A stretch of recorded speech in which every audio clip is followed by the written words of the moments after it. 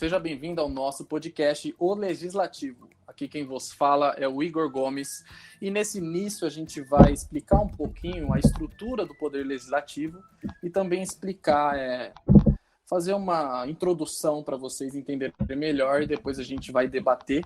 Para essa primeira introdução eu chamo meu primeiro colega aqui, Tiago. Boa noite, Tiago. Boa noite, Igor. Tudo bom? Opa, tudo ótimo. E você? Tô bem também. Só me apresentando, sou o Thiago Dias. Igor, eu queria falar um pouco do Legislativo. Para a gente conseguir entender, a gente precisa introduzir e dissecar o que é o Legislativo. Para começar, a função principal é criar leis, isso é básico.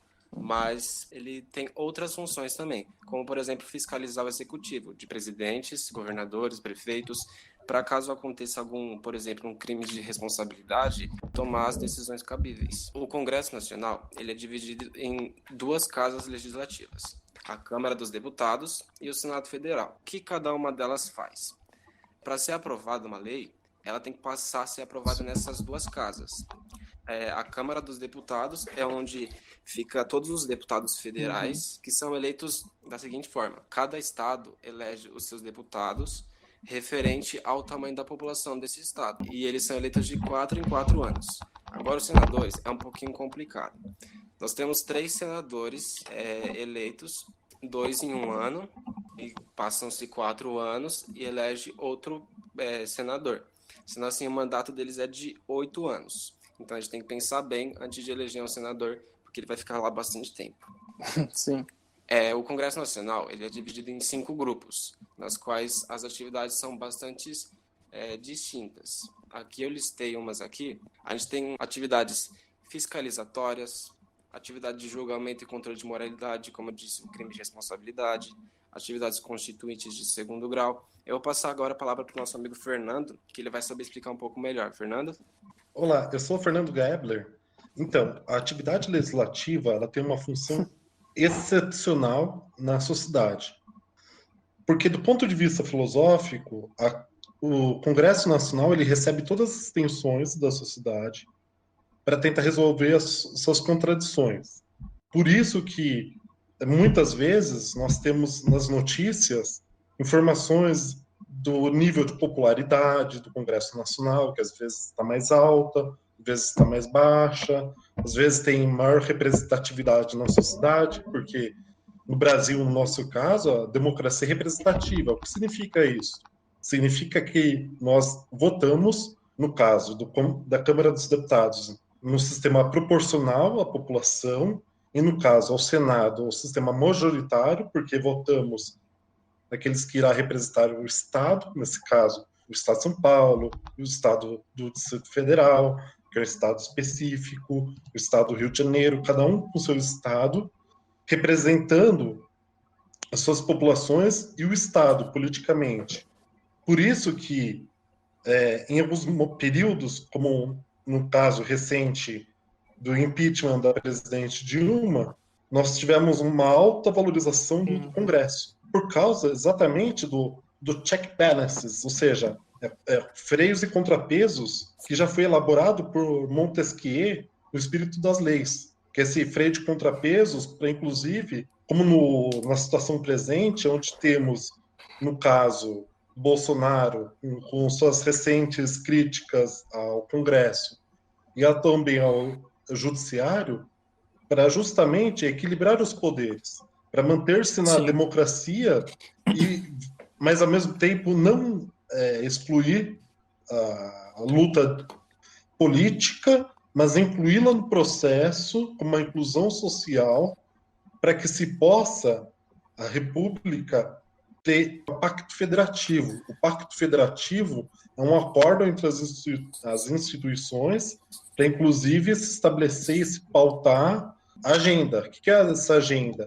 É um conjunto de programas e projetos de políticas públicas que precisa ter esse aval do Congresso para que ela possa exercer as suas funções.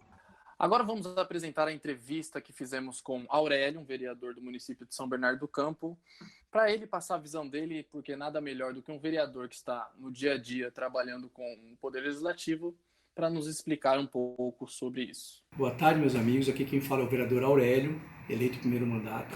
Eu vim aqui falar com vocês para dizer para vocês qual é a verdadeira função do vereador. A primeira função importante do vereador é fiscalizar o executivo, fiscalizar os contratos. Segunda função importantíssima no vereador, fiscalizar as obras no município. Terceira função, fazer projetos de lei para beneficiar os munícipes. E, para finalizar, está marcando presença nas regiões do município, para ver qual realmente são os problemas dos bairros. Senhores, aí tem mais, a estrutura administrativa do Legislativo, quem administra é o administrativo da Câmara. Por exemplo, gastos com xerox, gastos com telefone, verbas de gabinete que não tem, que eles pagam diretamente os funcionários, ou seja, nada passa pelo vereador. Quem administra tudo é a Câmara. Carro, combustível, essa é a nossa estrutura. Carro com combustível, xerox, assessoria. E uma das questões eu acho muito importante se colocar é por que o vereador não tem curso superior. Eu acho que o vereador tem que estar um pouco mais preparado, na minha visão. E a outra parte também que eu acho que precisa melhorar, dá para melhorar, dar mais autonomia para os vereadores. O vereador ter mais acesso aos projetos, ao executivo, para que facilite a vida do munícipe. Eu acho que o vereador ainda é muito podado ainda. Interessante, então, ouvimos agora o vereador Aurélio e sobre as críticas dele aí. Alguém tem alguma coisa a falar sobre o curso superior? É um debate que vem não só do vereador, né, mas tem muita gente que reclama da esfera federal ao todo, que deveria ter um curso superior. Igor, eu queria entrar nesse mérito do curso superior. Eu não concordo muito com a visão do Aurélio. Eu acho que, sim, quem tem um curso superior, teve numa das melhores faculdades do Brasil, tem sim uma instrução melhor, mas não impede ninguém que não tem um curso superior de também ter uma instrução tão boa quanto. Eu concordo porque no país como o nosso, né, a gente não tem muita gente que consegue chegar no ensino superior e consegue terminar o ensino superior. Então, ia limitar muito o número de pessoas que poderiam representar o povo no poder legislativo. Sim, exatamente, porque essa questão exclui, né, o povo que não pode ter uma boa educação, que não consegue chegar no superior, né, não chega nem no ensino médio, às vezes.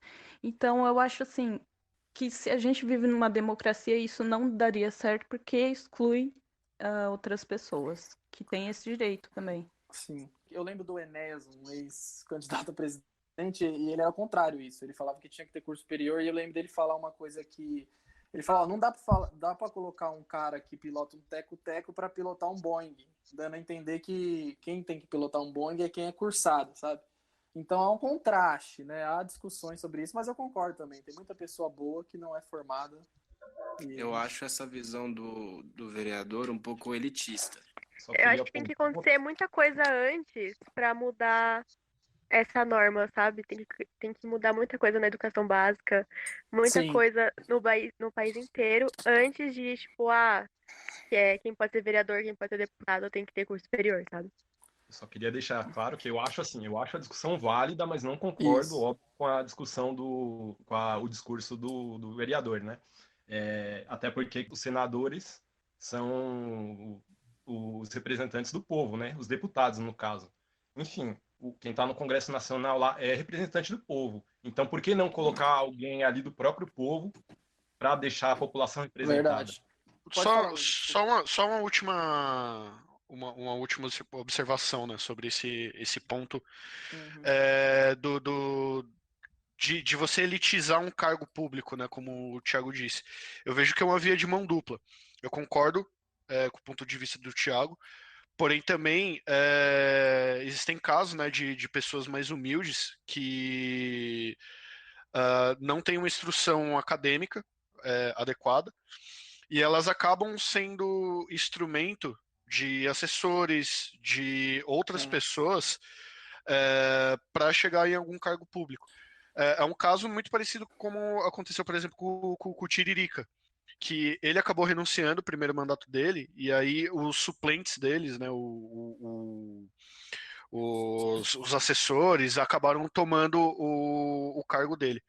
Então, são casos um pouco complicados, e eu acho que eu realmente concordo também com o que a Bia falou. A gente tem que ter uma estrutura política social desde sempre, assim, desde pequeno, nas nossas escolas, e enfim, né? Um outro ponto agora que eu queria tocar, de uma outra crítica dele, é sobre o vereador não ter autonomia. Ele explicou ali mais ou menos a função do vereador, mas eu acho que realmente ele tinha que ter mais voz nos municípios, talvez. Eu acho que é bem aí mesmo, porque a gente não sabe o que o vereador faz, a gente não sabe o que o deputado faz, sabe? A Constituição, ela prevê que todos os estados eles têm que ser autônomos, só que, ao mesmo tempo, a gente tem que perceber que essa autonomia não permite que ela saia do que a própria Constituição ela estabelece, né? Sim, sim, Então, verdade. Então ela é autônoma, pero no mucho, né? Você tem uma margem para trabalhar que talvez seja um pouco limitada. Então, eu entendo dessa forma essa declaração dele. Então, porque muita gente vai pedir pro vereador, tipo, comida, remédio, essas coisas, só que não é o que ele tá lá pra fazer. E aí, quando ele fala assim, precisa de mais autonomia, mas eles estão ali para poder levar os problemas de quem ele está representando para a Assembleia para ver se pode melhorar, para fazer um projeto de lei e essas coisas. Então, essa autonomia aí é meio complicada. Eu digo mais como um cidadão, né? A gente, enxergando como um cidadão, às vezes a gente pode ficar em dúvida sobre a função de um vereador. Mas é claro que um vereador, se ele está lá, é porque realmente tem uma função. Eu estava vendo uma coisa interessante também na internet, que sobre transporte público, quem é o responsável pelos transportes públicos nas cidades são os vereadores. Então tá aí, talvez uma coisa que a gente pode listar, que quando a gente for brigar, né, por esse transporte, o ônibus não está bem, não tem estrutura, então é função do vereador os transportes públicos das cidades. Eu vejo que uma alternativa para isso seria a submunicipalização, né, dos cargos. O que eu estou querendo dizer com isso? Aqui em São Bernardo do Campo, os bairros que são mais privilegiados socioeconomicamente, por exemplo, Ruge Ramos, Taboão, eles têm os seus representantes mais fortes na Câmara. Porém, Montanhão, Nazaré, Vila São Pedro, que são regiões mais excluídas, elas não têm os seus representantes com a mesma força na Câmara. Então, isso acaba acontecendo uma série de problemas. Então, aqui no Ruge Ramos, que é o bairro que eu moro, você vê os problemas serem resolvidos pelos governantes, pelos vereadores, de uma forma mais simples. Porém, quando você vai e conversa com pessoas que moram nessas regiões que não têm os mesmos privilégios, elas acabam te contando, ou se você tem a oportunidade de ir até visitar, você acaba vendo que não acontece justamente por conta desse balanceamento de poder não ser igual. Então, eu vejo que tendo uma unificação entre os distritos, entre os próprios bairros, e tendo uma representatividade mais forte, pode-se chegar a essa questão da autonomia que os vereadores, que o próprio vereador aí expôs, né? Então, gente, só antes da gente chamar o segundo bloco, eu acabei de confirmar aqui, nossa grande produção aqui acabou de confirmar, né, que o Tiririca renunciou no segundo mandato e não no primeiro mandato, como eu havia informado. Agora sim a gente pode continuar com a informação correta. Então, eu achei interessante ter uma segunda opinião de um vereador diferente, de um partido diferente, que a gente pode ver um pouco das diferenças de ideias também, como vocês vão ver agora no áudio a seguir. Boa noite a todos, meu nome é Rosa Carolina e estamos aqui com o vereador Thiago Nogueira, presidente do PT em Santo André, de longa carreira política, filiado ao Partido dos Trabalhadores desde 1980. E também formado em marketing pela própria Universidade Metodista de São Bernardo, para quem está concedendo a entrevista, né, Thiago? Boa noite. Boa noite, Rosa. É um prazer estar aqui com você. Eu que agradeço. E a gente está aqui hoje para discutir um pouco sobre nossa pauta do Legislativo. né, um órgão que estabelece as leis no país, assim como emendas, decretos e resoluções, constituído por representantes do povo. Se verificarmos na teoria, é um modelo que prega a construção de uma sociedade livre e justa. Mas na prática, Tiago, esse sistema realmente funciona? Olha, o legislativo ele tem vários vícios. Começar pela própria forma como que é o processo eleitoral, né? O processo eleitoral no Brasil, infelizmente, ainda conta com muito, eu diria, é muito determinado pelo poder econômico, né? Os candidatos que têm maior recurso, apesar da legislação proibir a doação de empresas, você tem candidatos que dispõem de mais recursos para colocar na eleição. Então, nem sempre quem tem as melhores propostas é que se sai vencedor. Né? Então, o legislativo ele tem muito vício, né? Muito vício. Né? E esse vício ele também se demonstra quando você vai tratar de temas importantes no âmbito do Congresso Nacional, ou do Senado, ou das câmaras municipais. Né? Então, acho que esse é o grande debate que a sociedade tem que fazer, que é como aprimorar o processo eleitoral brasileiro.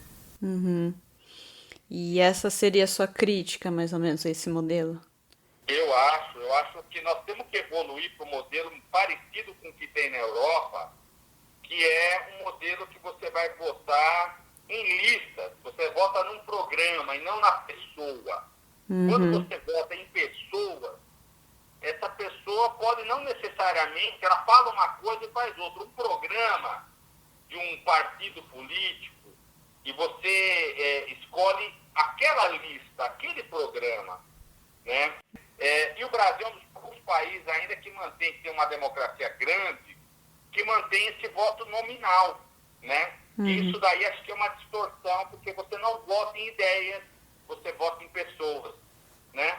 Então eu penso que nós temos que aprimorar nossa legislação no jeito de votar, no financiamento público de campanha, você não permitir hipótese nenhuma o retorno de dinheiro privado para financiar campanhas políticas. E você acha que daria certo implementar, por exemplo, o modelo da Europa, como você explicou? Eu acho que com algumas mudanças, sim.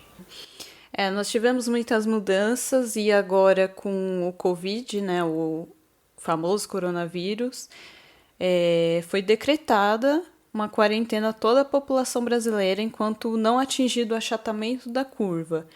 Perfeito. Isso resulta ou vai resultar em mudanças, ou já resultou em mudanças dentro de alguma lei, emenda ou decreto do legislativo como algo oficializado?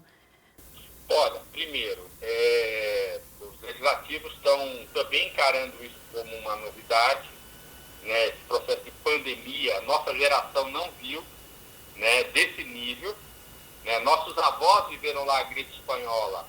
O HN1, ela tinha vacina, né? Então o processo demorou um pouquinho só por conta da vacina, né? O coronavírus não, nós não temos vacina.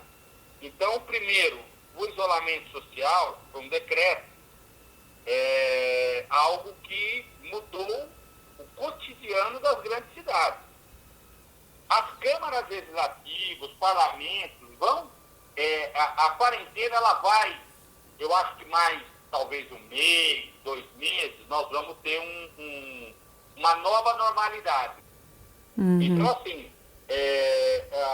vão surgir novas leis, os legislativos vão ter que trabalhar muito para entender a nova realidade, ouvir muito a sociedade, os cientistas, os especialistas, a universidade, para poder gerar políticas públicas que dê um mínimo de conforto social, político e econômico para o povo, né?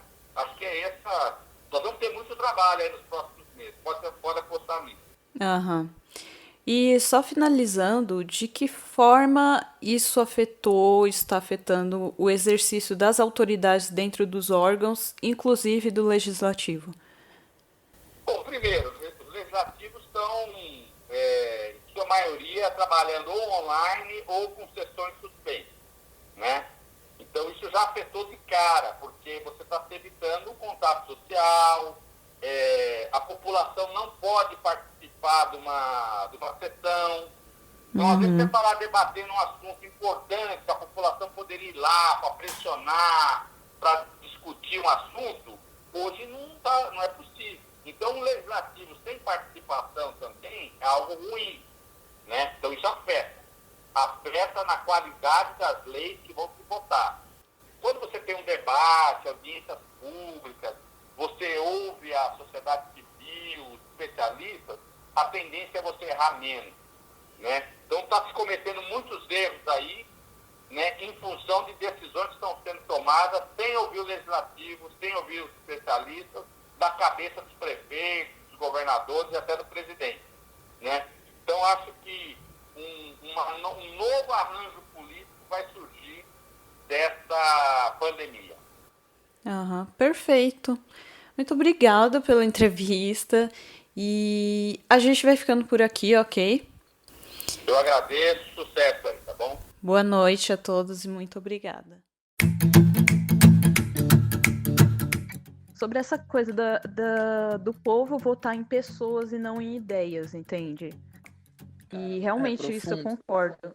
Mas essa coisa de, por exemplo, seguir um modelo europeu é uma coisa que ainda está muito distante, que não é possível introduzir uma coisa assim, porque a raiz do problema é muito mais embaixo, sabe? A raiz do problema é a educação do Brasil. As pessoas deviam ser instruídas a escolher a pessoa certa para estar lá. Exatamente, tem muitos problemas e déficits, assim, básicos no Brasil, né? Como a educação, saúde, empregabilidade, a taxa de violência é muito grande, né? Então, é um pouco utópico esse discurso dele.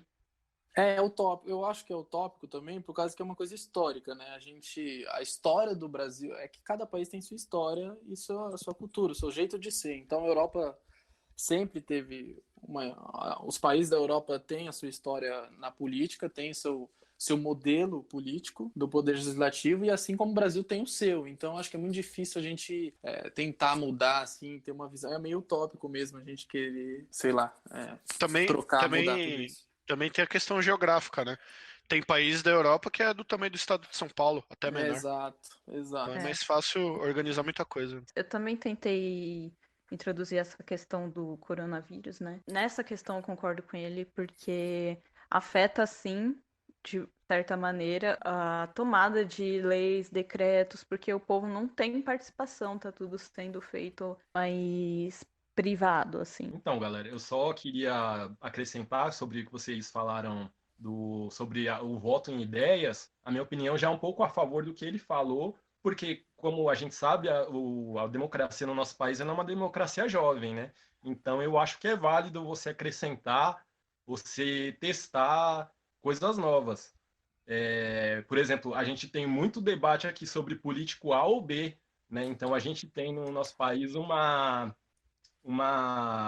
amor assim pelas figuras políticas, só que a gente tem que lembrar que a democracia tem que ser pró-povo, não pró-figura A, B ou C, independente de partidos também. Então, votar em ideias, às vezes, uniria mais a população também. Então, eu acho uma visão válida, desde que ela não agrida a nossa Constituição, é claro, né? Eu acho que é um dos maiores problemas, talvez, da população brasileira, essa identificação, essa quase que torcida, né, por alguns políticos, e às vezes esquecem a ideia por trás. Eu lembro até que o nosso professor, ele comentou um pouco sobre isso, sobre votar nas ideias e não na torcida, e não no político em si. Quem aprende sobre o direito legislativo tem que entender que toda a Constituição ela é voltada para ideais. Então, as leis elas podem ser mudadas. O que não pode ser mudado são as virtudes da... Cara, Márcio, show. Lindo o que você falou agora, cara. Sério mesmo. Analisando em geral sobre o poder legislativo, uma questão simples, essa coisa do artigo 46, sobre os senadores, então, que eles são representados no Estado, eles têm um mandato de 8 anos, e aí em 4 anos muda 2, em outro ano muda 1. Ou seja, o Suplicy, a vida inteira dele, ele é senador, porque... Como vocês acham? Como vocês veem isso? Eu acho isso muito estranho. Todos os mandatos de todos os políticos do Brasil é de 4 em 4 anos, né? Prefeito, presidente, governador, enfim, todos. Mas o do senador é de 8 em 8 anos e dessa maneira meio estranha. Os senadores eles têm mandato de 8 anos e cada estado tem 3 senadores. Para explicar melhor isso aí, que pode ter, você fique enrolado na cabeça de quem está ouvindo. Para que as eleições aconteçam a cada 4 anos, elas se dividem em 2 e alternam entre si. Em uma a gente elege um senador e na outra elegemos 2 senadores. Sim, então a discussão, será que não seria melhor, não sei, se alguém tiver uma outra solução, será que não seria melhor eleger 3 de 4 em 4 anos ou tirar um senador? Não sei. Por que os senadores vão ficar 8 anos, os deputados federais 4? Qual que vocês acham que é o ponto diferencial deles para eles terem 8 anos lá dentro? Por que eles têm isso, sabe? Exatamente, eu não entendo, não sei, a diferença entre como que foi visto isso, como que foi colocado, como estruturou isso, porque eu acho meio Porque de qualquer errado. forma, a cada 4 anos a gente vai votar no senador, né? Então...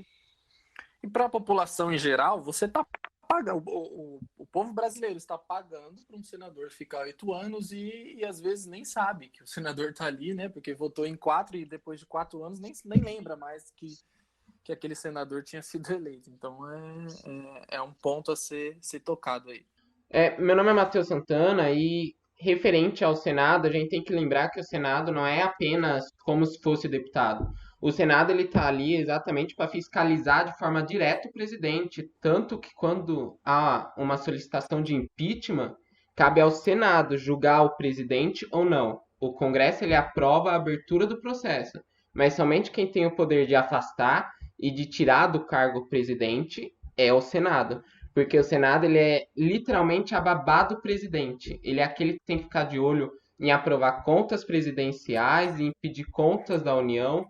E talvez por isso eu acredito que eles façam essa eleição de 1/3 em um mandato, né, 27 senadores, e depois de 4 anos mais 54 senadores. Até porque vale lembrar que na eleição que elege os senadores, também são eleitos deputados federais, deputados estaduais, governadores e presidente.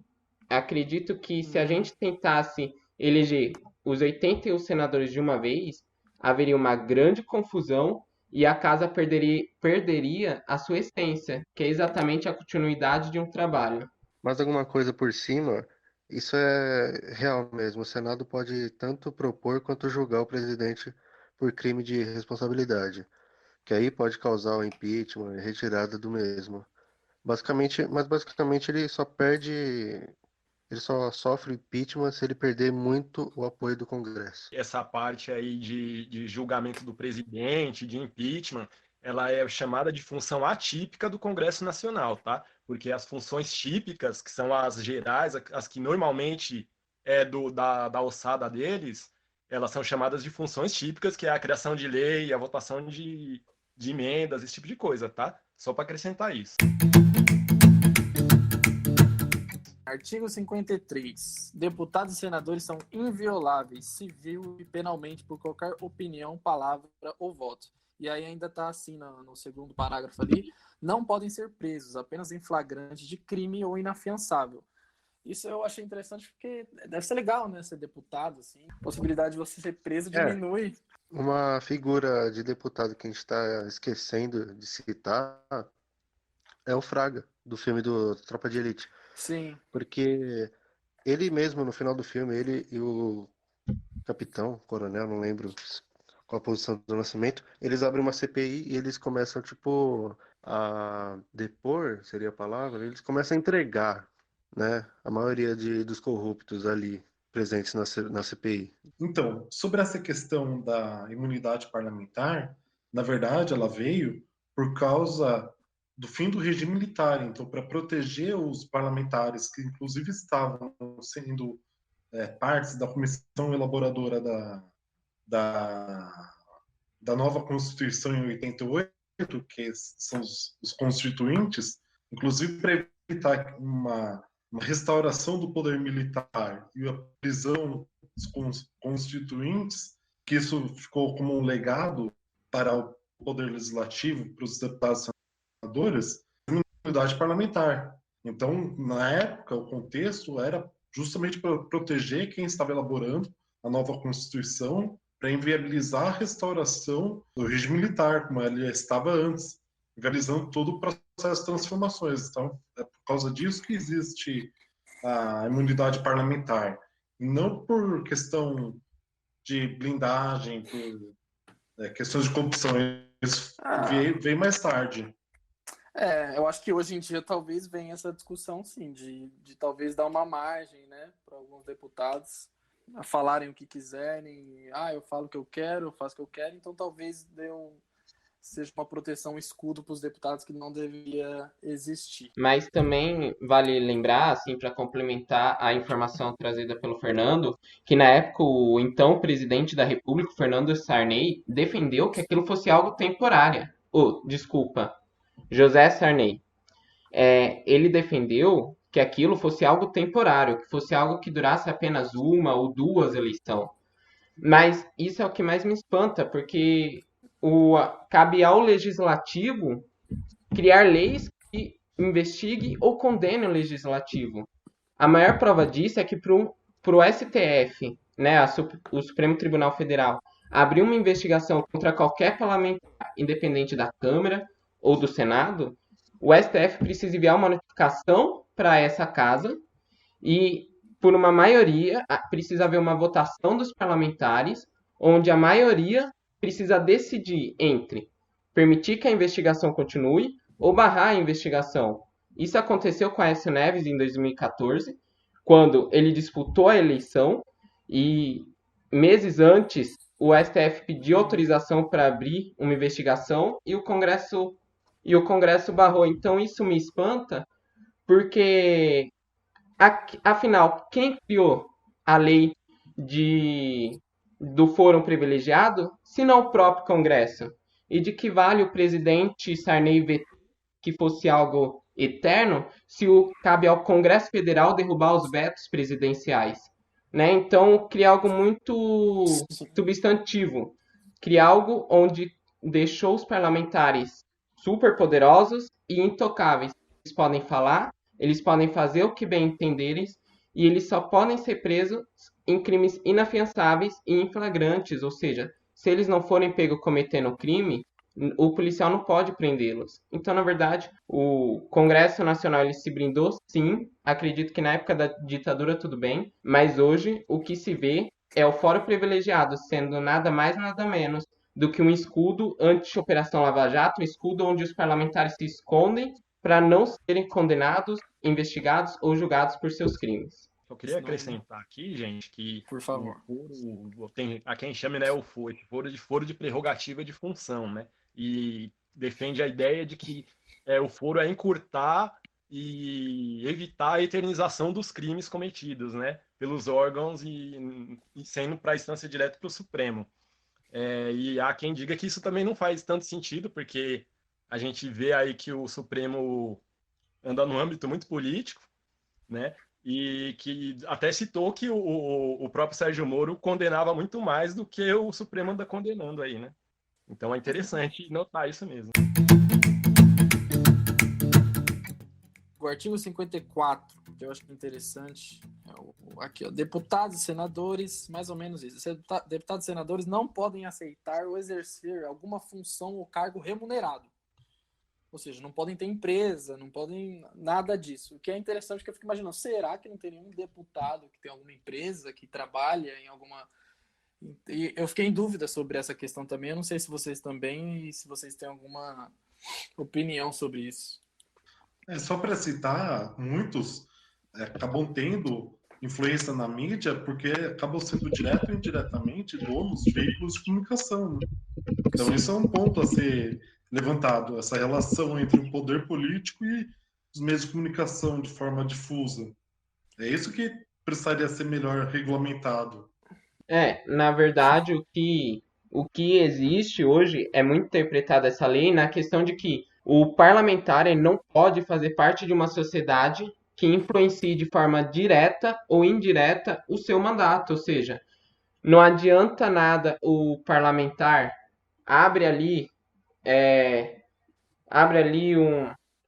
uma concessão, né, onde vai construir estradas e cabe ao parlamento aprovar o contrato, se a empresa do próprio deputado que vai fazer a construção daquela estrada, ou o deputado ser dono de uma empresa de medicamentos e ele for lá e aprovar aquela empresa, o contrato daquela empresa, para que o seu próprio negócio seja fornecedor do governo, né? E isso entra como crime de responsabilidade, porque o que ele está fazendo, na verdade, é usar do Estado para agir em seu favor, né? Usar da sua função legislativa para que as suas empresas cresçam.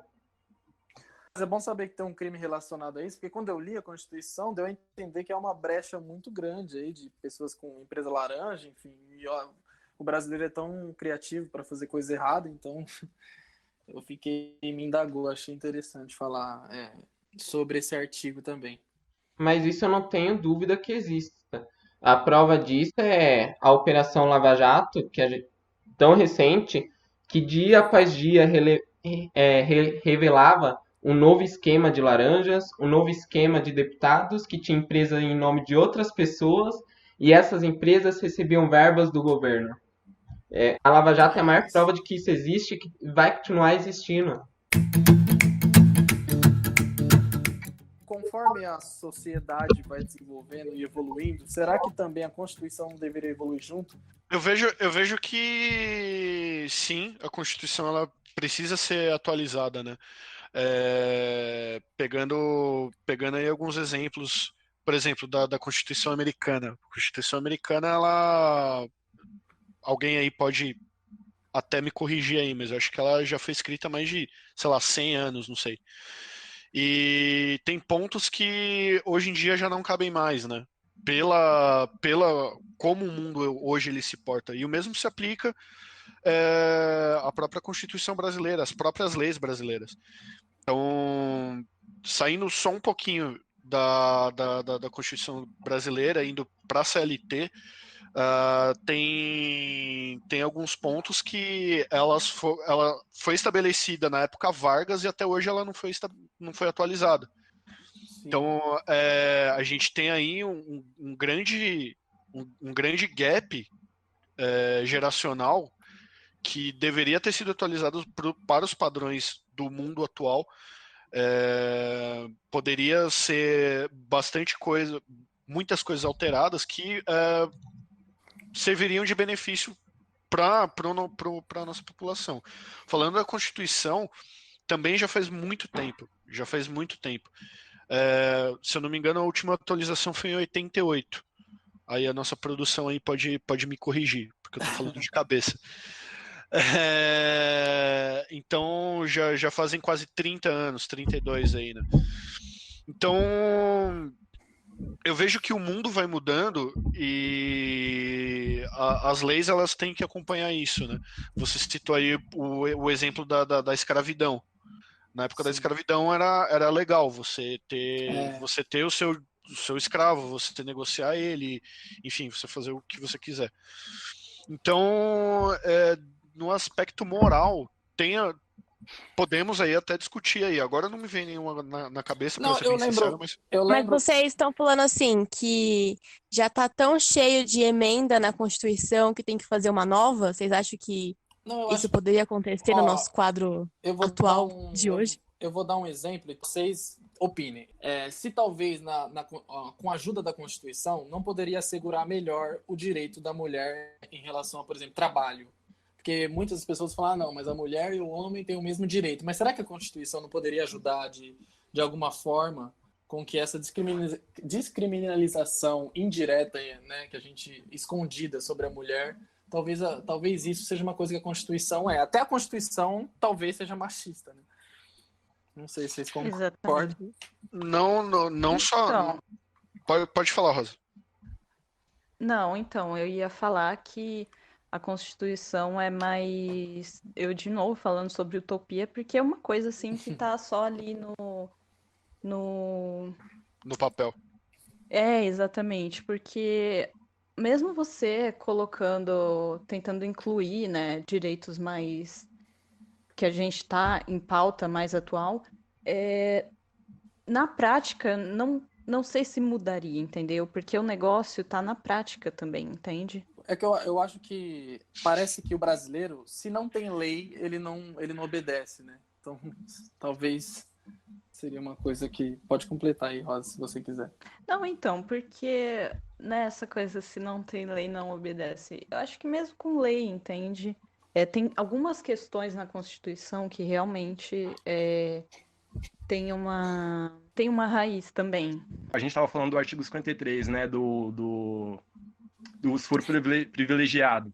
Como é que essa situação vai mudar se são eles que votam, entendeu? Exatamente. A situação não muda porque são eles que votam, entendeu? A mesma coisa, eu estava vendo que eles mesmos podem estipular aumento no salário deles.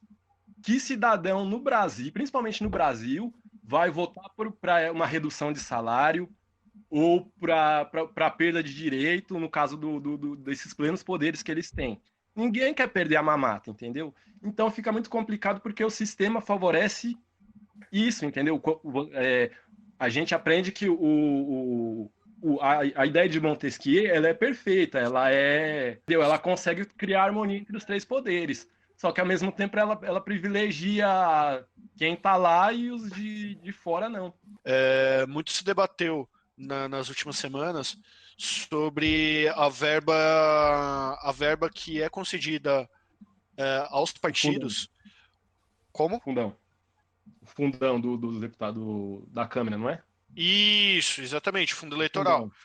Que isso estava sendo debatido, né, para esse fundo ser utilizado para as políticas públicas aí devido à quarentena, o Covid-19, enfim. Eu já tô achando que você vai chegar. Exatamente. Então é algo que você para e fica pensando assim, são assessores, são marqueteiros, doleiros, e mesmo assim ainda é um benefício garantido. Aí a gente já entra também em outras coisas, como por exemplo o famigerado auxílio paletó, e outras regalias que são garantidos por lei para quem está lá. Então muita gente tem esse senso comum de que essas leis elas não funcionam, elas não têm que existir. Não é porque o cara tá lá em um cargo público que ele não tem que receber nada, que ele não tem que ter o seu benefício, porque afinal é um cargo público, ele tá lá porque a gente colocou ele lá, a gente escolheu ele lá e, enfim, ele exercer um cargo público demanda um tempo da vida dele e ele tem que abrir mão de muita coisa. Então, assim, isso tem que ser debatido, isso tem que ser discutido.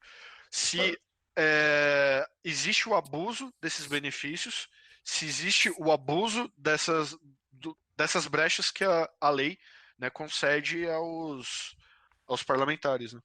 Você já dá um dado respondendo aqui o que você está a sua pergunta?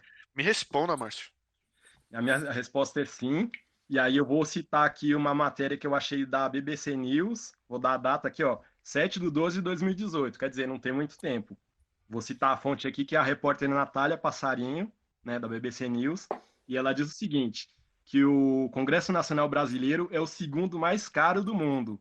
Cada um dos deputados federais e do senador, cada um dos 513, somente 513 deputados federais e dos 81 senadores custam mais de 7 milhões por ano. Então, tá bom? É só isso que eu queria esse dado que eu queria deixar para vocês.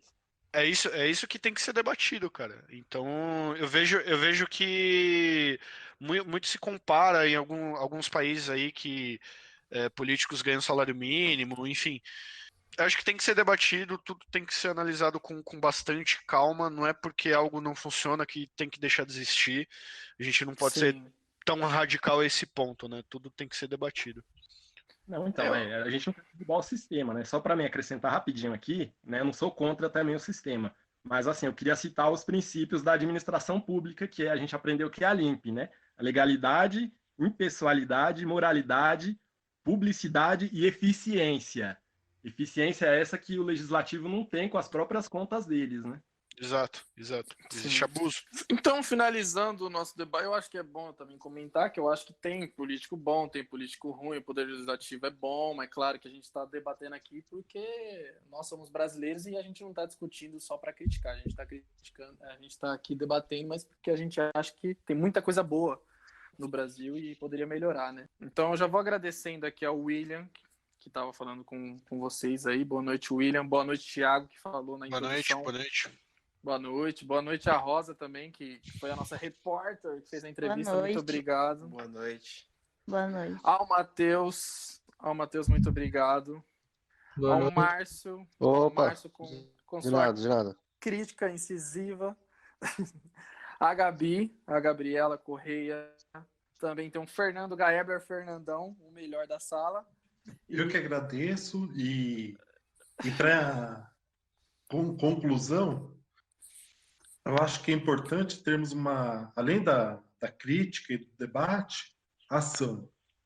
Somente ação cidadã, protagonismo, conseguiremos deixar de ser nosso país uma crisálida, o casulo da borboleta, para ela se tornar uma borboleta, ou seja, só depende de nós transformarmos essa situação ruim que estamos, porque se a crítica, se a debate quer dizer que há necessidade de um mundo melhor, para sermos esse mundo melhor. Se quer um mundo melhor, torne-se aquilo que você quer que seja um mundo melhor.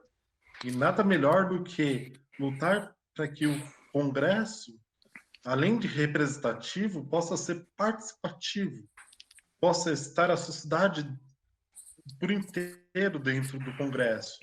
Se é passível que, na situação de coronavírus, parte do Congresso funcione à distância, então por que não a sociedade estar junto nesse processo, participando não só à distância, mas sendo presente de corpo e alma? Eu vou também agradecer aqui ao Daniel, o famoso Bitão. Eu não tinha De nada. Valeu. Não, Grande Bitão também. Grande Bitão. Então, encerramos o nosso podcast O Legislativo. Espero que vocês tenham gostado e até mais. Falou! Bate claquete. Aê! Aê!